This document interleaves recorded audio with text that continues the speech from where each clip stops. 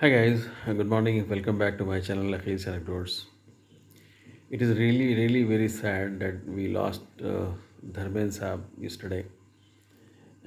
हम सब जानते थे कि वो काफ़ी दिनों से बीमार हैं, लेकिन उम्मीद ये थी कि शायद वो बेहतर हो जाएंगे, लेकिन ऊपर वाले को शायद यही मंजूर था। और कल हमने एक बहुत ही बड़े एक्टर को, बहुत ही खूबसूरत इंसान को और बहुत ही सिंपल इंसान को, बहुत पॉपुलर इंसान को कल खो दिया। धर्मेंद्र साहब ने अलग अलग तरीके से सबको और सबके दिलों को छुआ। मतलब कुछ लोगों को उनकी फ़िल्में अच्छी लगीं, कुछ को पॉलिटिक्स के ज़रिए उन्होंने छुआ। और अभी रिसेंट कुछ दिनों से ऐसा हो रहा था कि वो फार्म हाउस में थे शायद, तो वहाँ से वो थोड़े छोटे-छोटे से वीडियोज़ बना के भेजते थे।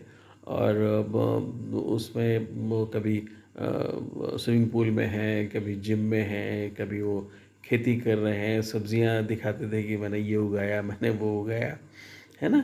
और कभी उनके बच्चों से बात, जो जो फार्म में काम करते हैं उनके बच्चों से बातें कर रहे हैं।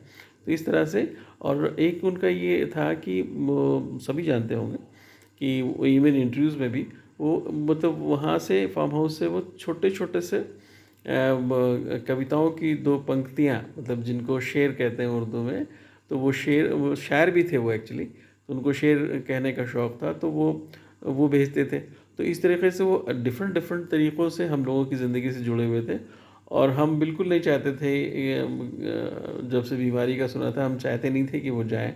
हम चाहते यही थे कि वो रिकवर कर जाएँ, लेकिन होता वही है जो ऊपर वाला चाहता है। और ये तो सृष्टि का नियम है कि ये सब होना है। मगर ये कि ये थोड़ा-सा ये ख़राब लगा मुझे पर्सनली, कि वो इतना, धर्मेंद्र साहब इतने बड़े एक्टर, इतने नेक इंसान, इतने पॉपुलर, और मतलब मतलब सभी उनको जानते हैं। तो उनका फेयरवेल एक अच्छे ढंग से, ग्रैंड ढंग से होना चाहिए था। जैसे कि राजेश खन्ना साहब का हुआ या श्रीदेवी जी का हुआ। तो वो कोई पॉम्प एंड शो की बात नहीं है।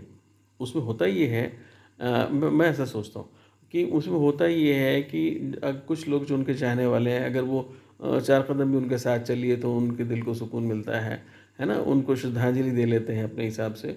और जब वो कारवां चल रहा होता है, और जो हमारे टीवी चैनल्स हैं जब दिखाते हैं उनको, तो कई बार उनके चेहरे के क्लोज़अप भी दिखते हैं, तो वो भी एक मतलब दर्शन वाली बात हो जाती है और श्रद्धांजलि दे लेते हैं लोग। और कुछ ज़्यादा करीबी लोग होते हैं जिनको अलाउड होता है, वो वहाँ पे मतलब क्रेमेशन प्लेस पे भी जाकर के उनको अपनी श्रद्धांजलि दे लेते हैं।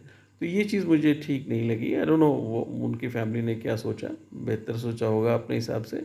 बट आई थॉट कि इतने बड़े आदमी को तो, actually I may be wrong, but मुझे लगता है कि उनको तो नेशनल फ्लैग में लपेट के जाना चाहिए था। बट वो खैर, जो भी है, अब हम लोगों को ये चाहिए कि हम उस बहुत नेक धर्मेंद्र साहब जैसे नेक और बड़े इंसान के लिए, अच्छे इंसान के लिए, उनकी आत्मा की शांति के लिए हम लोग दुआएं करें।